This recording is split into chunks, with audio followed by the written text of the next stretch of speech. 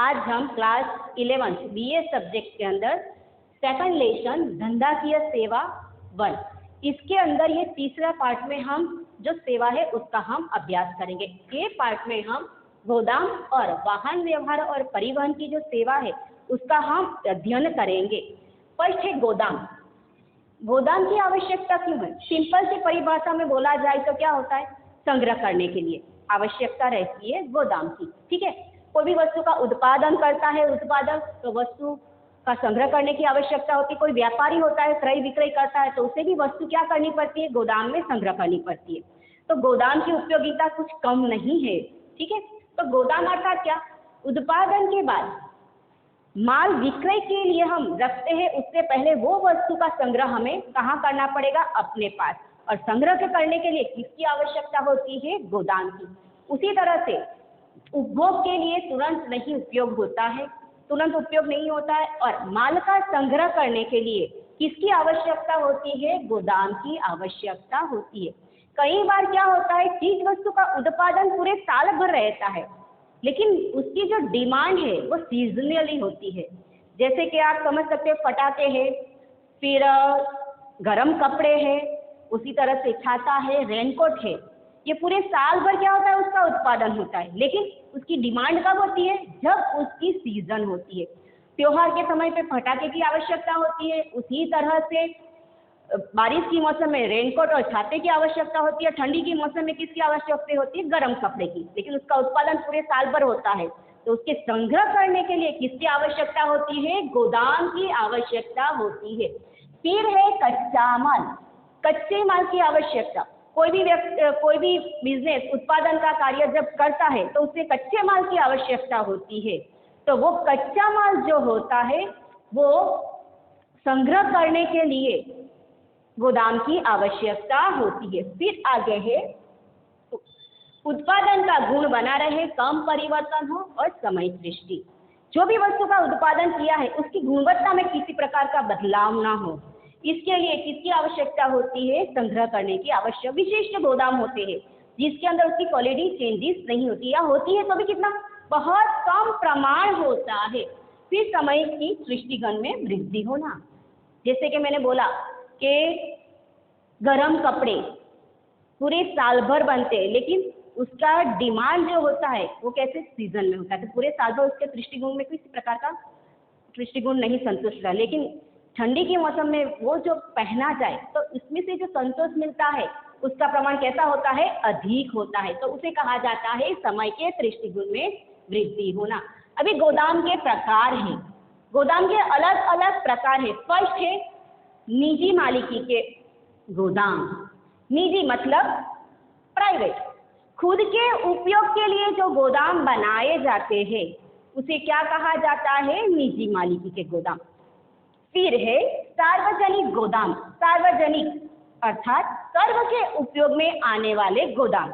यहाँ पे मालिकी किसी और की होती है, परंतु उसका उपयोग हर कोई सामान्य व्यक्ति कर सकता है। ठीक है, परंतु ये जो उपयोग करता है उसके बदले में उसको किराया देना पड़ेगा। गोदाम का उपयोग जो किया जाता है उसके बदले में जो भुगतान किया जाता है वो किराया उसको देना पड़ेगा। उसी के बाद क्या कर सकता है? वो गोदाम का उपयोग करता है और वो गोदाम के अंदर उसको जो भी प्रोसीजर करनी है संग्रह करने वाले को, वो प्रोसीजर वो कर सकता है। जैसे कि पैकिंग करना, लेबलिंग लगाना, ये सब कार्य गोदाम में कर सकता है। अभी नेक्स्ट है कर भुगतान की दृष्टि से।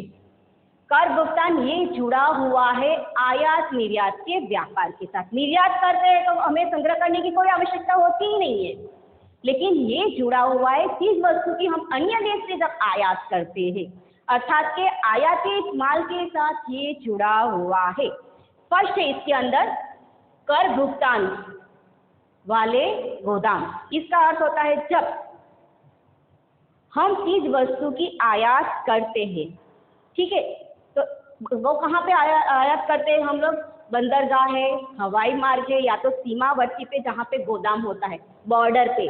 वो बॉर्डर पे जब हम माल आता है और वो माल हमें हमारे जहाँ पे उत्पादन का कार्य होता है, वितरण का कार्य होता है, वहाँ लेके जाना पड़ेगा। लेकिन वो वाहन व्यवहार की जब फैसिलिटीज ना होती हो तब आप थोड़े समय के लिए क्या कर सकते हैं? किसी गोदाम में रख सकते हैं। लेकिन ये गोदाम का उपयोग करने के बदले में आपको क्या भरना पड़ेगा? कर। तो कर भरने के बाद जब वाहन व्यवहार की सेवा आपके पास नहीं होती है, तब आप वो गोदाम में आप क्या कर सकते हो? माल का संग्रह कर सकते हो। ऐसे गोदाम को कहा जाता है कर भरे हुए गोदाम। ठीक है। नेक्स्ट है कर न भरे गोदाम। आपने बाहर से अन्य कंट्री में से क्या किया है? माल मंगवाया है और आयातित होता है माल पे, आपको क्या करना पड़ता है? कर भरना ही पड़ता है। लेकिन आपने वो कर नहीं भरा है, वाहन व्यवहार की सेवा है, फिर भी आपने वो टैक्स नहीं भरा है, तो आपको शॉर्ट पीरियड के लिए वहाँ पे जो गोदाम होते हैं वो गोदाम का आप उपयोग कर सकते हैं। उसे कहा, वो कैसे होते हैं गोदाम? सार्वजनिक गोदाम ही होते हैं, निजी नहीं होते, सार्वजनिक होते हैं। ठीक है। तो उसके बदले में आपको जो भी भाड़ा भरना होता भर सकते। तो जब आपने कर नहीं भरा हो तब आप गोदाम इसका यूज कर सकते हैं। ये जो है गोदाम मोस्टली पुनः निर्यात किया जाता है।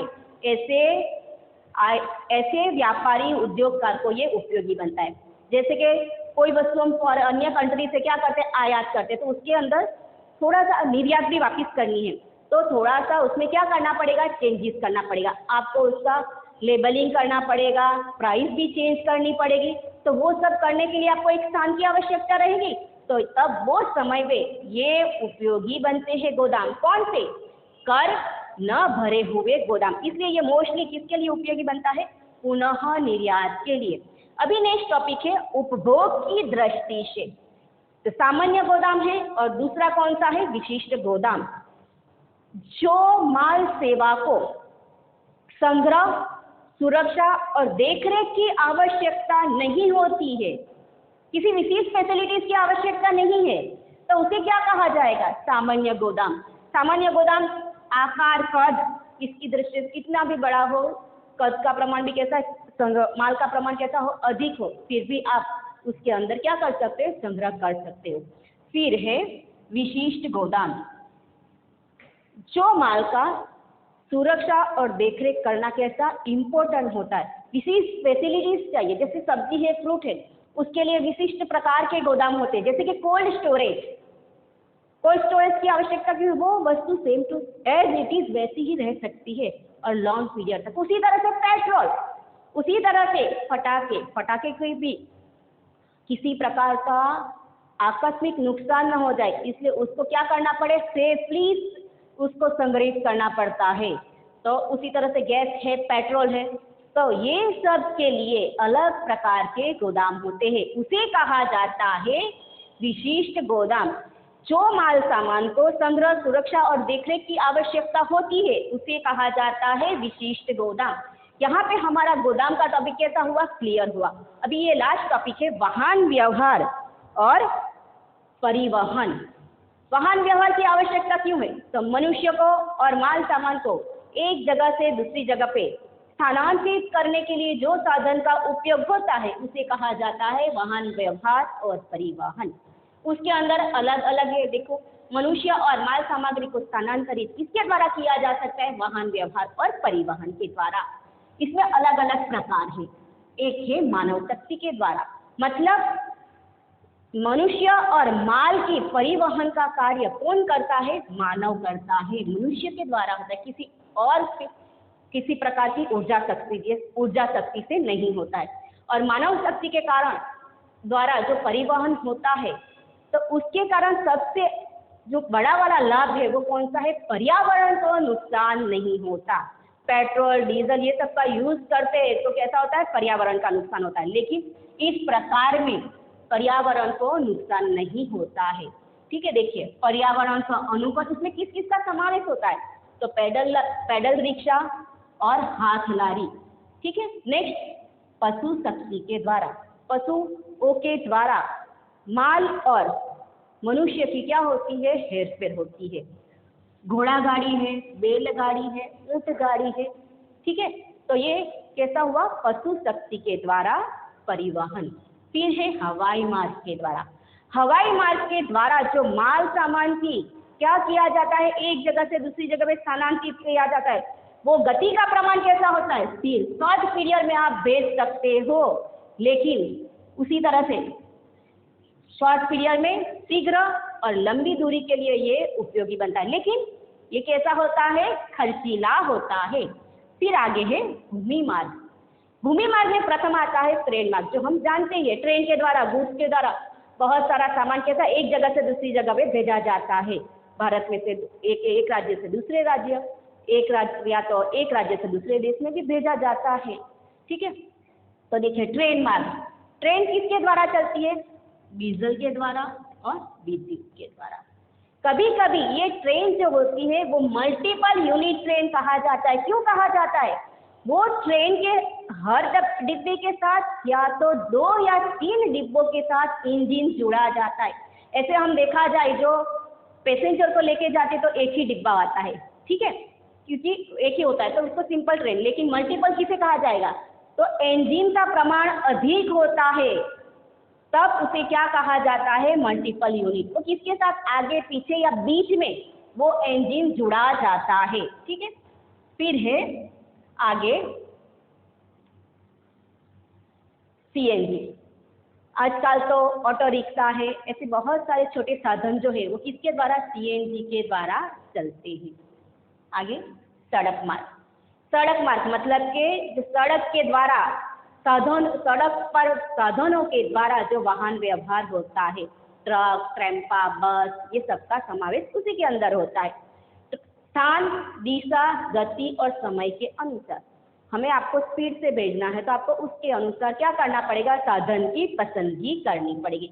नजदीक है, कद का प्रमाण, वस्तु का कद का प्रमाण कैसा, वस्तु का प्रमाण कैसा है? कम है तो टेम्पो के द्वारा। अधिक होता है ट्रक के द्वारा। उसी तरह से समय के अनुसार आप साधन का उपयोग कर सकते।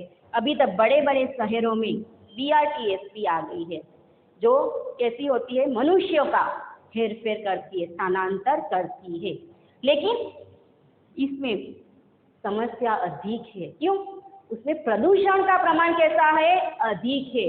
एक तो वॉइस होता है, मतलब कि घोंघाट ज्यादा होता है, उसी तरह से हवा का प्रदूषण होता है, तो ये प्रदूषण का प्रमाण कैसा? ज्यादा बढ़ाता है। फिर है जल मार्ग। जल मार्ग तो आपको पता है पुराने समय से हमारा दरियाई मार्ग होता है, जहाजों के द्वारा, स्टीमरों के द्वारा माल सामान भेजा ही जाता था। लेकिन जब बंदर जो नदी होती है वो नदी के पास या समुद्र के पास नजदीक प्लेस होती है, तब होवरक्राफ्ट के द्वारा आप क्या कर सकते हो? माल सामान और मनुष्य का क्या कर सकते हो? एक जगह से दूसरी जगह पे स्थान कर सकते हो। वर्तमान समय में नहरों के द्वारा, जो नहर का कद का प्रमाण, चौड़ाई का प्रमाण कैसा? अधिक होता है, लेंथ का प्रमाण भी कैसा होता है? अधिक होता है। वो एक दूसरे के साथ जुड़े हुए होते हैं, नदी या दरिया के साथ, समुद्र के साथ। तो नहर का उपयोग भी कैसा? इसमें अच्छे से हो सकता है। किसमें? जल मार्ग के द्वारा। जल मार्ग के द्वारा जो आप वस्तु भेजते हैं उसका अधिक प्रमाण में, कद का प्रमाण भी कैसा होता है? अधिक प्रमाण में वस्तु आप भेज सकते हो। लास्ट टॉपिक है अपना पाइपलाइन के द्वारा। वर्तमान समय में पाइपलाइन के द्वारा भी चीज वस्तु नहीं लेकिन प्रवाही वस्तु और गैस वाली वस्तु का परिवहन होता है। जैसे कि आप देख लो शहरों में पानी की पाइपलाइन होती है, उसी तरह से गैस की भी पाइपलाइन होती है। तो तरल वस्तुओं के लिए पेट, उसी तरह से गैस वाली वस्तु, ठीक है। तो ये पाइपलाइन के द्वारा हुआ। तो आज इस पार्ट में हमने 2 सेवा का अभ्यास किया, एक था गोदाम और दूसरा था वाहन व्यवहार और परिवहन। तो यहाँ पे ये टॉपिक हमारा कंप्लीट हुआ।